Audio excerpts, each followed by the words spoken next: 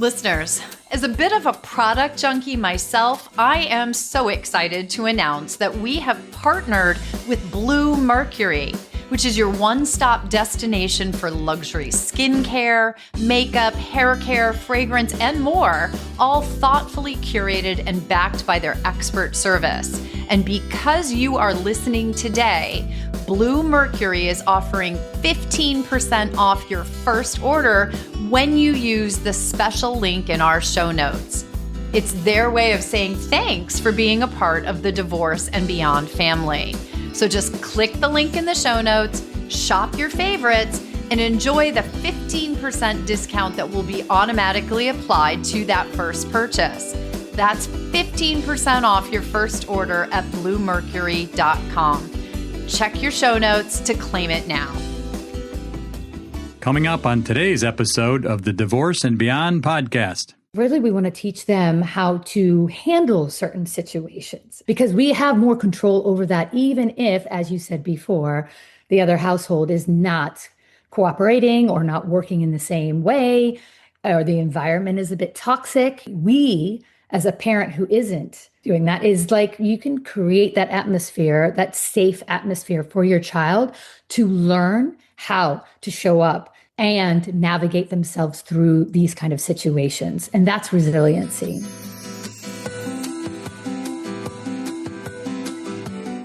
Hello, and welcome to the Divorce and Beyond podcast. I'm Susan Guthrie, your host. As a top divorce attorney and family law mediator for 30 years, I know what you need to know to get through your divorce, and most importantly, how to move beyond it to thrive and transition to your new future. My experts and I are here to give you the insider view into the process, so listen in for the wisdom and expert information you need on your journey through divorce and beyond. Welcome back, listeners, to Divorce and Beyond. I'm Susan Guthrie, your host, and if you are a parent going through divorce, you have probably asked yourself this question: how do I protect my kids when I can't control what's happening in the other household? That is exactly what we're unpacking today with my guest, Laila Ali. Laila is a returning favorite on this podcast. You might remember her from our powerful conversation a couple of years ago on why you need to stop calling your ex a narcissist. It is a powerful episode. I will have a link in the show notes for you to listen. But Laila is the co-founder of Split FYI, a community that supports parents through every stage of divorce. And she has built a masterclass that helps parents raise resilient kids, even when one parent is toxic. So today, she's going to share the mindset shifts, boundaries, and reframing tools that can help you stop fighting the uncontrollable and start giving your children what they really need: safety, self-trust, and resilience. Let's dive in.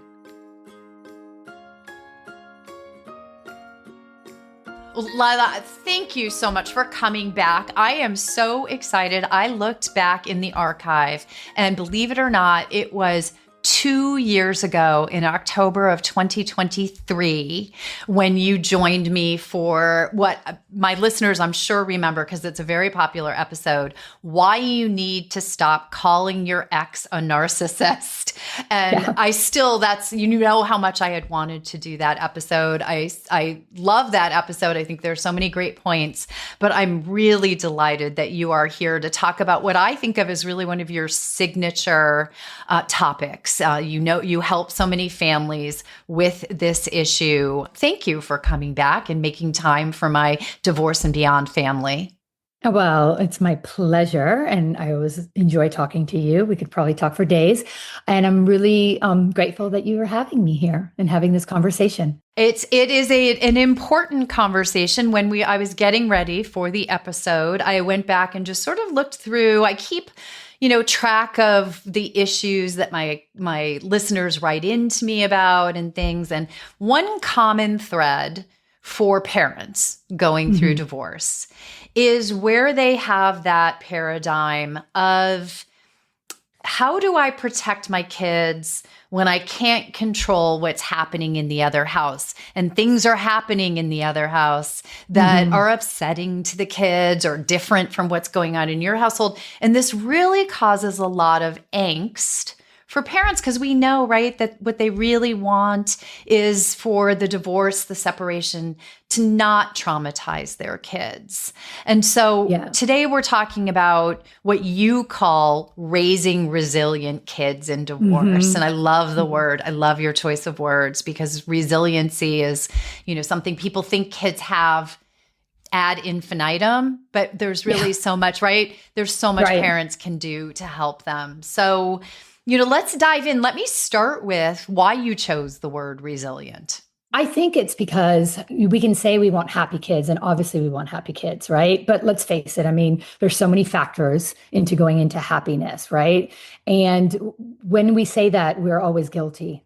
And that's how I say it, because there's no way as a parent we can make our child happy about the situation, especially about the situation when their parents aren't together or they're going through two households. All these things take factors, but the end of the day, it's really, we want to teach them how to handle certain situations. And that's why resiliency comes up for me all the time, because I'm like, that's more realistic, because we have more control over that, even if, as you said before, the other household is not cooperating or not working in the same way, or the environment is a bit toxic. We as a parent who isn't, doing that, is like, you can create that atmosphere, that safe atmosphere for your child to learn how to show up and navigate themselves through these kind of situations. And that's resiliency. So, and it's so important for all of us, even for ourselves.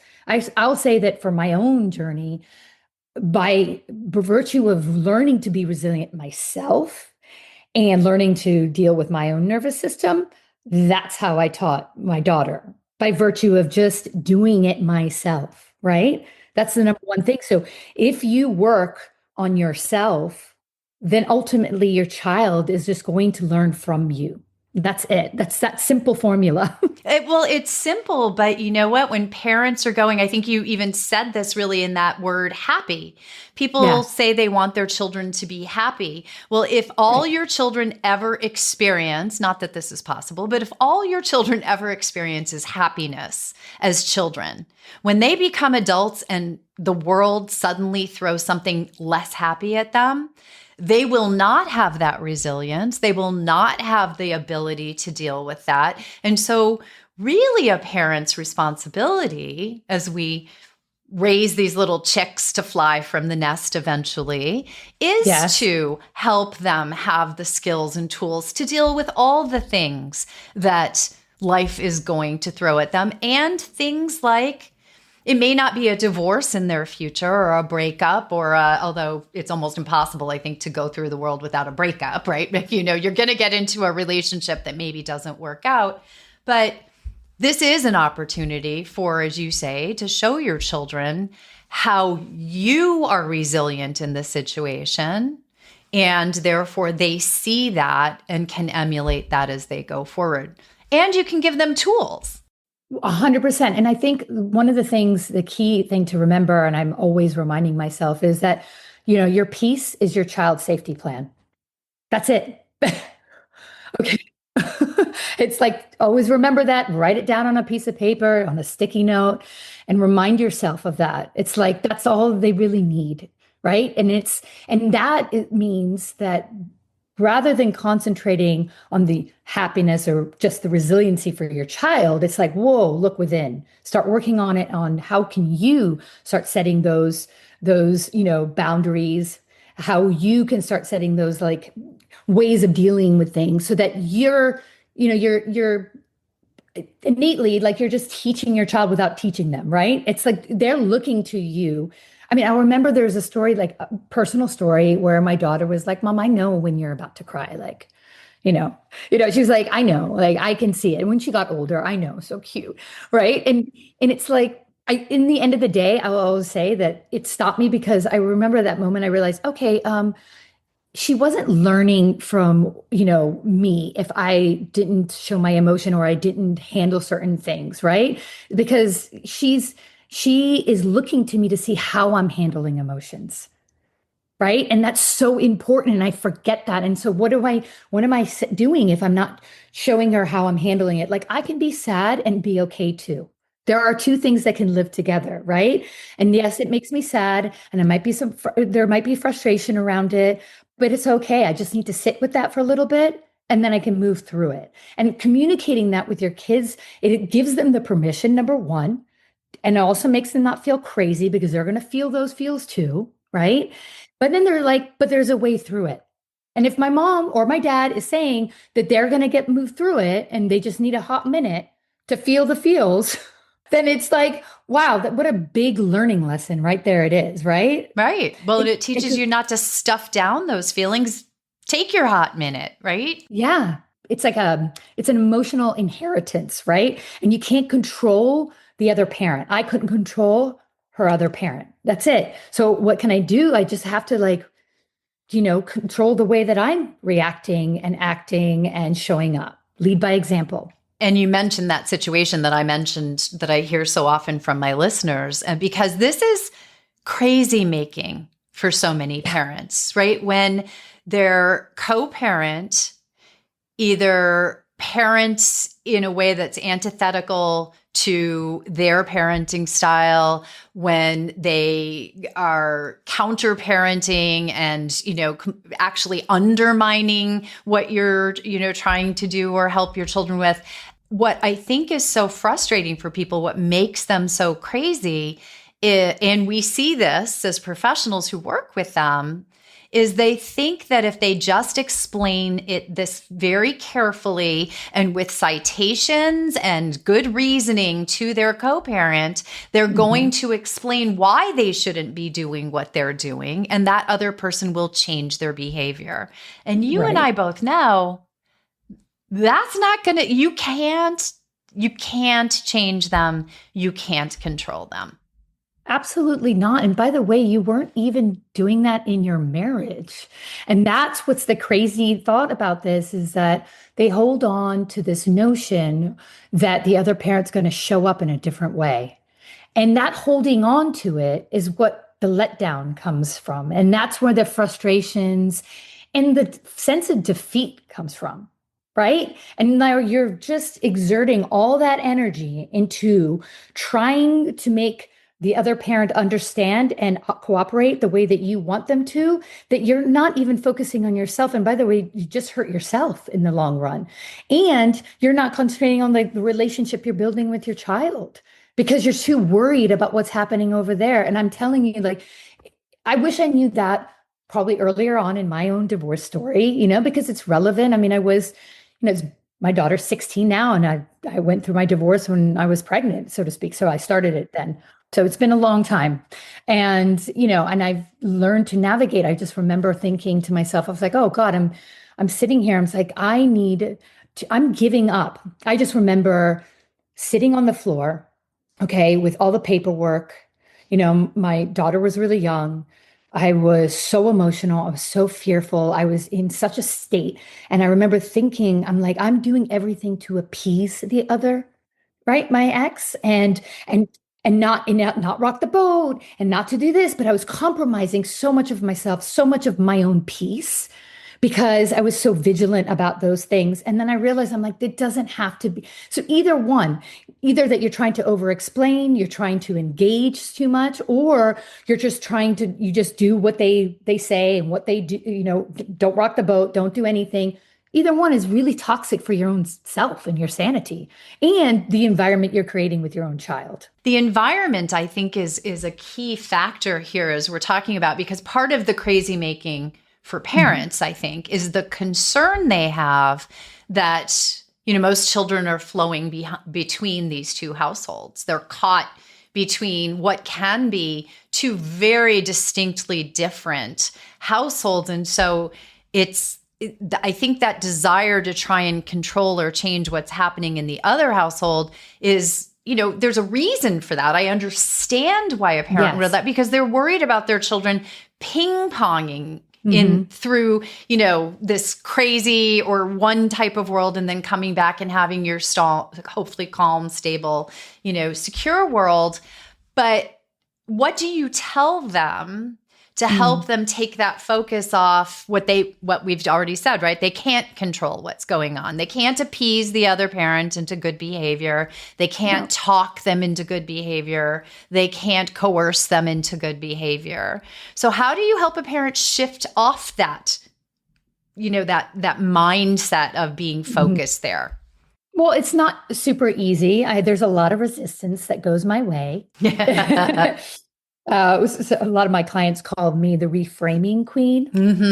And, and I say this because with all my heart, I know that it's not easy, right? Because you do feel defeated. I think that's the word for it, because you just are like, I don't know what to do. And your concern is constantly on the well-being of your child, obviously, right?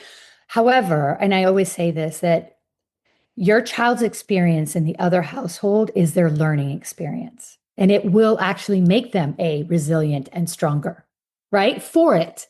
Okay. So remember that it's like they're going to, whether it's the other parent or a boss one day or a teacher or a partner, whatever it is, they're going to face that kind of reality down the road. And they're learning something from this experience. And they're learning from you on how you handle the experience. So it's like turn to self.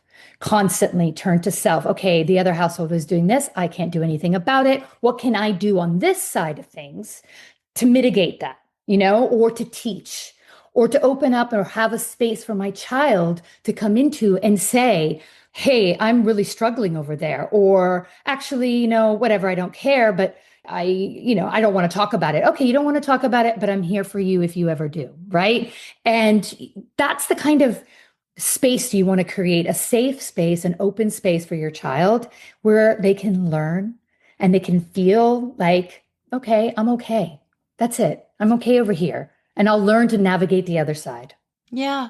Because there's a kind of a balance to this too, isn't there? I wonder, because you want to be okay for your kids. You want to be that safe space when they're going maybe through a little bit of a crazy experience in the other household. But if you don't show some of your feelings of chaos around that chaos and then how you manage it, if everything's just always fine, everything's fine. Mom's okay, dad's okay, then you're not really creating that space for your child to learn. And you're negating the feelings that they're having, right? Like you're totally, and that's why I always say, like, because there is a fine dance. And I know that a lot of parents are afraid, oh, I don't want to talk bad about the other parent. And like, there's many ways that you can open up discussion around certain feelings and things that are going on without talking bad about the other parent, right? So if your child is like, well, at dad's house, I get to do this and this and this. And, I'm allowed to be on my iPad all the time, and it's not fair. Well, guess what? You know what? Here in our household, I really, really enjoy doing things with you and being creative, and we're taking that time. And how does it make you feel that you get to be on your iPad the whole time? Tell me what that is. Why are you so frustrated about not being on that iPad all the time here? Like, do you know what I mean? Do you enjoy doing things with me? These are things like you can have a conversation, not in a way that is undermining the ex, right? Not undermining the other parent, but by saying, hey, but this is how we do things over here. And I really enjoy the time spending time with you in playing some games and doing this stuff. Do you? I mean, would you like to do that at your other parent's house? Or is it something that you really just want to be on the iPad the whole time? Yes. No. Probably. These days, yes. But you know what, though? Actually, I think they're on the iPad all the time because they're not having any other choice, right? And that's just taking one, scenario out of it. Oh, sure. I mean, there's so many different ones. And it's like, it's really just opening up a space of discussion for them. And by even the rules that you have in the house, or by, even the things that you decide to implement in your own house, you can use that as not like, well, they do it wrong, or that's not the way, those are things. Explain to them why it is that you're doing what you're doing. right? And it's like, and also you can easily say, hey, being on your iPad all day long is not good for you. You know, that's my belief. That's how I believe things. And this is what I'm, know. So it's like, it's okay. And you're still the parent. So you're teaching your kids these things. Don't feel guilty about it.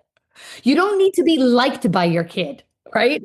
It's like one of the things you should throw out the door is you don't need to be liked by your kid. I know. I always hear those parents saying, my kid is my best friend. And I'm always like, oh, I don't know that they're supposed to be. Yeah, there is a certain degree that they need to know that they have boundaries. Like they cannot just override you, manipulate the situation, because that can be easily done when there's two households that are operating in different ways. Manipulation comes in and kids are savvy and smart. They start to realize they can play one parent off the other parent, and trust me, they're going to do that at times. They definitely are. And, manipulation comes in all forms, especially if you're the parent that's kind of holding that safe space. You're going to get it from your ex too, let me tell you. So manipulation is coming at you, right? All the time. And it's like your job to be like, all right, boundaries. I'm going to have to stipulate certain things, because boundaries are not about control. They're about safety. And again, the theme here is creating that safe space for your kids so they can learn how to show up, be resilient, and deal with certain things that they're not they're kind of scared about or fearful or sad about. I want to make sure that my listeners are catching the important things that you're saying here, because we really talked about sort of that reframing, which I love that you're using reframing. I'm a mediator by trade, and reframing is one of our top skills, our top tools. And it's truly, something, if you can master reframing in your world, which takes a little practice, just like anything does in your life. But if your clients call you the queen of reframing, I love that. I'm doing a good job. Yeah, you are doing a good job. And, here's one thing about a good professional I just want to point out to people. When their professional, their coach is good at reframing, and so they start to see it and are aware of what you're doing, you know what they're learning? How to reframe. Exactly. It's such a proud moment, and sometimes they'll catch themselves when they're telling me something and they go, oh, I know what you're going to say. And then they'll reframe it. And it's like, well, there you go. You're like, pat myself on the back. Yes, we do that in mediation as well.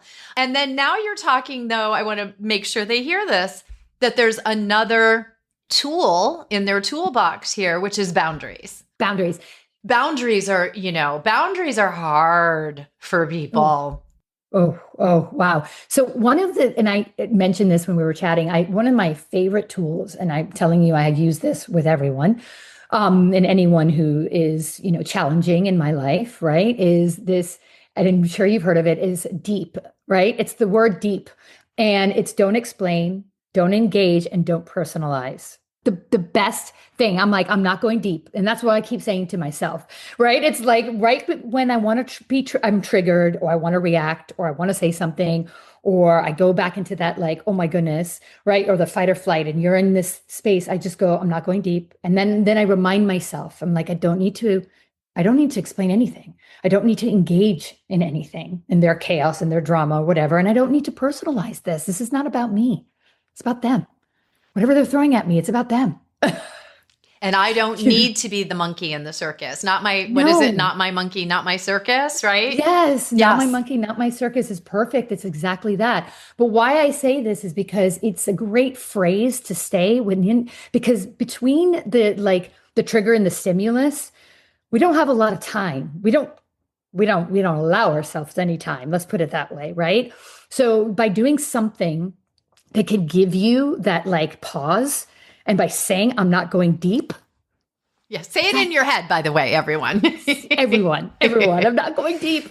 And it's like, that just is enough to remind yourself of okay, I don't need to do anything about this. Sometimes you really just don't even have to ever do anything about it, right?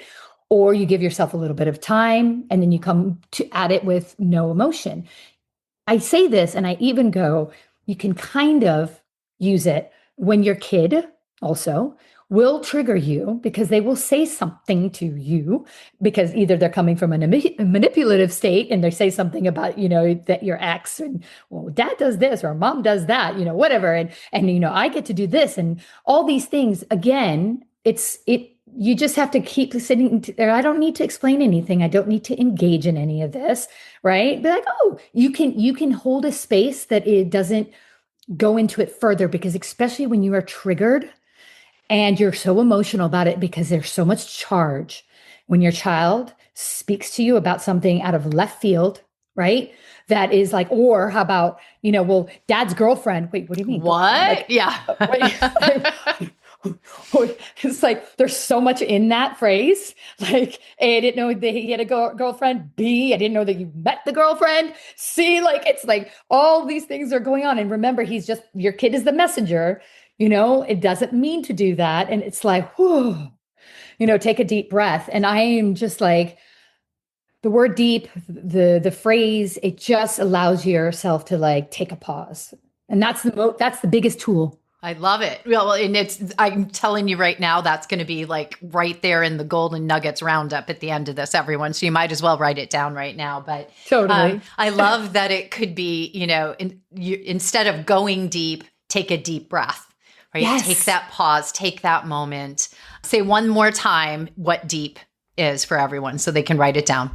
Exactly. So it's don't explain, engage, or personalize. I have not heard that one, but I'm going to tell you that I will so be excited. using it. Yes, that's a good one. That is a good one. Glad that I brought something new to the table. That is good. And it's those simple tools that are really the lifesavers, because what you're talking about being triggered, right? You get flooded with emotion. Your cortisol goes spiking through the roof, your, rapid heart rate, all those things. And you can't really, your brain shuts down. You can't really think. Totally. So you need these simple little things that you can grab onto. So remember, I don't need to go deep. I'm not going to go deep. That's simple. And take the deep breath. If you can't remember anything else about deep, take the deep breath. Yeah. And then, follow through on that. And that's, I know this is one of the things that you talk about in your masterclass. I mentioned to everyone at the beginning of the episode that this is really one of your, signature topics. Another thing in the masterclass I think you work on or do with your clients is sort of shadow work and modeling. And, yes, I don't know that everyone's going to understand what that is. So let's dive in there. Well, some of the things that I realize is, as we were talking about earlier in the, when we were chatting, I was telling you that everything stems from yourself, right? Like you're leading this narrative and the story and how it unfolds. Really, you do have more control than you think you do. And that's where, even if you're up against somebody who's pretty difficult on the other side, you actually do have a lot more control because you can control your own environment. No one else, right, can. And so, but there is stories that you've been telling yourself. There are stories about yourself that you kind of get stuck in. And so in that rut, in that stuckness, it's where we need to start like unpacking that and really working through it, right? It's like, what is it that you're really telling yourself when you're reacting, or somebody is telling you, or your ex is telling you, or your kid is doing this? Like, what's going on? What's the story? Like, stop and tell yourself what's the story that's going on in your head, really. Right? Like if they even flippantly say, let's say your ex says, well, you're such a difficult mom or something, Now, all of a sudden, a lot of times I'll see clients tell me that, well, I just feel like I'm failing as a mom. Okay, well, somebody tells you that you're a difficult mom who is not your child, number one. And number two, has no grounds to really stand on. And what's the truth in all of it? Like, there's no truth behind it. It's somebody's opinion. And so let's unpack it. So let's get over the fact of what the words were. Why is that all of a sudden? Why are you going to a place where you're not a good mom? Where does that come from? Let's unpack that and get to the root of that. And then, do you know what I mean? Then you can understand that that is not even the case, because there is so much coming at you when you're going through a divorce or separation. And I mean, even to a certain degree, lawyer letters. You read these lawyer letters and you're like, oh my God, they're painting a picture of me that is not true, right? And so the job is find the truth in everything. What do you know to be true?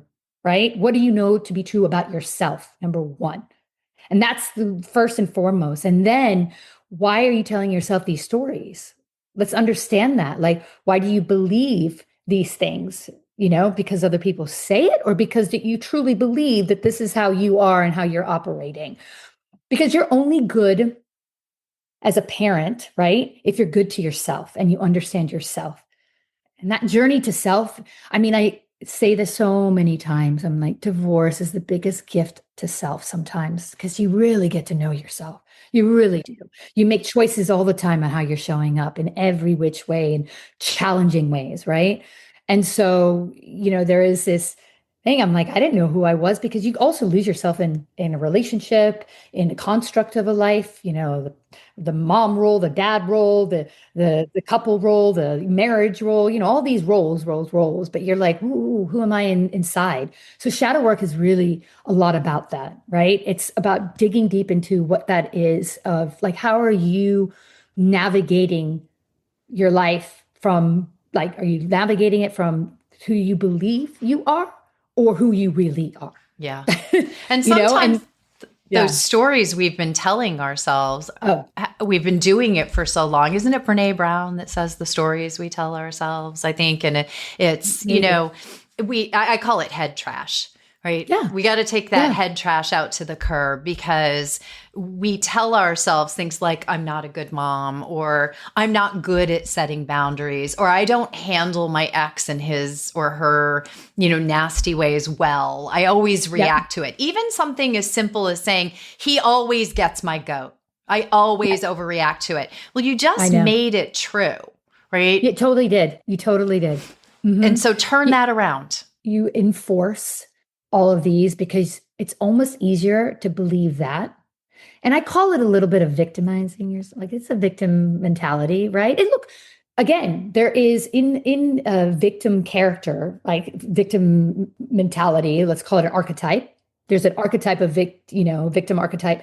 They have the shadow part and the part that is actually good for you too. So it's like it can make you very engaged. It can make you empathetic. It can make you all those things, that a victim archetype, but that it also can trap you, right? It's like, where do you want to stay, in the shadow of it, or do you want to stay in the power of it, right? And that's the choice. We all have these feelings, so it's like, make a choice to stay in the power of them, not in the shadow of them. That, I think, is really such an important part of this entire sort of shift we've been talking about for parents, because we talked about this at the very top of the taping, was that people feel powerless. They feel like they cannot protect their children from this difficult situation. It's crazy making for them. And what you've been sharing here are a lot of tools and tips and insights on how you can, in the moment, sort of move through and navigate the whole thing. But what it really comes down to is sort of the power of a mindset shift, I think, where you go from being powerless to powerful. And part of that is realizing that you do have a great deal of power in supporting your child, because you have the power of your household. Totally. And that's very powerful for your children. 100%. Honestly, like, they need one parent. We say this all the time, right? They really do. They really do. And that parent that allows them that space for them to navigate the world and be upset sometimes and question certain things and push the boundaries and do all those things. They're learning, they're growing, but they've got a place that they can go to. That's it. That's all they need, honestly. And I really want to say this, that I don't want our listeners to think that you have to be the stoic one and the strong one all the time. Because, like I said in the beginning of this, please remember, it's not about showing up like that all the time. It's about showing up real, raw, and who you are, but then explaining and showing them that you can move through it. Don't stay in it. Like I always say, you can have a victim, you can have what you always say, like, oh, we can all have like a pity party one day. Couple hours one day, max it, and then get it out. Like, pity party's over, right? So, and it's really important that you teach them that. It's like, hey, no, we should feel these feels. And, mama is a human just like you. And I'm okay, but I'm okay. And I will be okay, because we're going to move through this. I'm going to move through this. It's like very important. in my eyes, to show them that that's the way that we navigate the world. And it's not about not feeling and everything's okay. And, I've got to be the one who's just the sane one all the time. And no, I mean, I've had moments that I'm like, okay, not so proud of. And I'll go to my daughter and be like, yeah, mama's not so proud. I'm going to be honest with you. That was not my, best moment. I was like, not my best moment. Don't learn from me on that one. And, she'll laugh at the end of the day because I'm like, yeah, I have to admit, hands up in the air, but admitting it, even in virtue of that, doing that, they are learning and they're like, okay, Well, it's real. Okay. It's real. None of us are perfect. In fact, Mm. whole episodes focus on the crazy making of perfectionism. Oh. So none of us are perfect. We are all going to make mistakes. And one of the biggest gifts you can give to your children is to show them that you can make mistakes and forgive yourself for making those mistakes, and also own the fact that you made mistakes. And you just gave your child two very powerful tools in that model when they make a mistake. Yes, absolutely.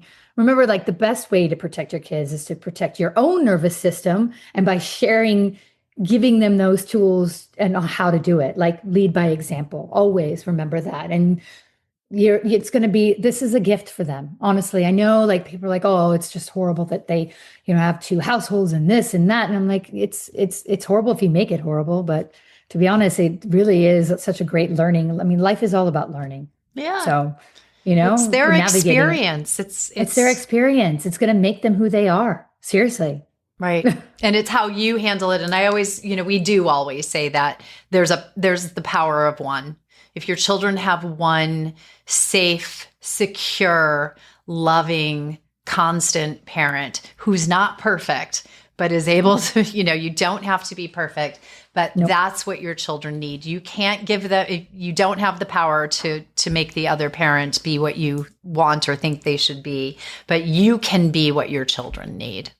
Exactly. And always remember that they just need a space in which they can think and talk and share, and it's safe. That's it. You might not like what they have to say, but that's okay. Like you'll navigate through it. It's just let them bring it on. Oh goodness. Just let them. now we're doing the Mel Robbins thing. But, I know, right? But I mentioned just a little while ago that you do have a masterclass on this topic, and I don't want to end the episode without sharing that with people because you have shared some wonderful insights here, a lot of tips that people, especially don't go deep, folks, but take the deep breath. But there's a lot in here that people can work on, but we both know how difficult this work can be. So having someone who can help them walk this path, I think, is an invaluable resource. And you have your masterclass and you have a special discount for listeners. So yes, I do. Tell us all about it. Well, I've got a masterclass coming up in November. I have a short little workshop actually next week or maybe 2 weeks from now, but all of that is actually on our website, splitfyi.com, and it's under events. And the masterclass, what's interesting is that I'll go through a lot of tools. I try not to be overwhelming, but I'll go through quite a bit, but it is interactive and there is a coaching experience at the end. So a lot of people come in with, I'm having to deal with this episode or this is happening and I don't know how to like really approach it or communicate or this, whatever it is, or my child is having this. And so like, how do I navigate that? Like these kind of questions that they bring to the table. And so we'll go through that in more of like a, community coaching session. Yeah, well, we learn from others too, right? That's definitely the beauty of a group sort of coaching experience. Absolutely. And as you know, like I'm a co-founder of Split FYI, which is a community-led, right, divorce platform where they're learning constantly and from each other, but they're learning from us. And the discussions are always moderated. And I want to say like everybody who is part of that community always says, it's like, wow, you really learn from other parents, especially because you learn on how they're navigating similar situations, even though different kids, different things, different scenarios. But there's always a connection and connect the dots on all of that. And being a single parent can be really isolating. That's it. Even if, because you see a lot of the parents that are together and they're navigating their parenthood, and it's always going to be a bit different. There's a layer of difference. So it's kind of nice to connect with other people who are in that. We all need our community. It is an isolating experience to go through a divorce or a separation, to be a single parent. Find your community. I mentioned that you have a lovely discount for the listeners. They can use code SPLIT10. Yes. So SPLIT 10. I'll have, always, everyone, links in the show notes for you. But use Split 10 for a special listener discount on that masterclass. I'm so excited for everyone. And I'm so delighted that you came back, because this is really one of those episodes. My listeners know I love the golden nuggets. We're going to go through my golden nugget roundup in a few seconds, but you really dropped some good stuff here for them. And those are the best episodes. They just, listeners are looking for help and support. That's what I want this podcast to be for them. So thank you for being one of our experts. Thank you. And thank you for having me, like always. We'll do it again soon. Maybe not 2 years this time. No, okay. Let's would love that. Wonderful. All right. There was a lot there. So it's time for my favorite part, the Golden Nugget Roundup. Here are the key takeaways from my conversation with Laila Ali. 1, you can't control the other parent, but you can control the story your kids live in. 2, your peace is your child's safety plan. When you regulate yourself, you teach them how to feel safe in chaos. 3, boundaries aren't control, they're safety. Every time you set one calmly, you are modeling resilience. 4, don't go deep. Remember Laila's acronym: don't explain, engage, or personalize. 5, shadow work matters. Healing your own triggers shows your children what emotional honesty looks like. And 6, resilience is reframing. Turn pain into power, and your kids will learn to do the same. If you'd like to go deeper, Laila's Raising Resilient Kids Through Divorce Masterclass offers tools, scripts, and live coaching. Listeners can use code SPLIT10 for a special discount. You'll find the link in the show notes. Thank you so much, everyone, for tuning in to this week's episode of Divorce and Beyond. Remember, you don't need to fix the toxic parent or make life perfect for your kids. You just need to be the safe, steady place they can always return to.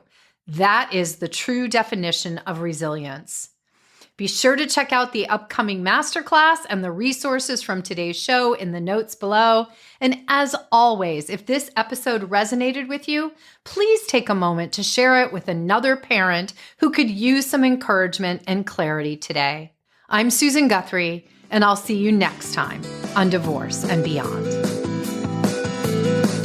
Thank you for joining me today on the Divorce and Beyond podcast.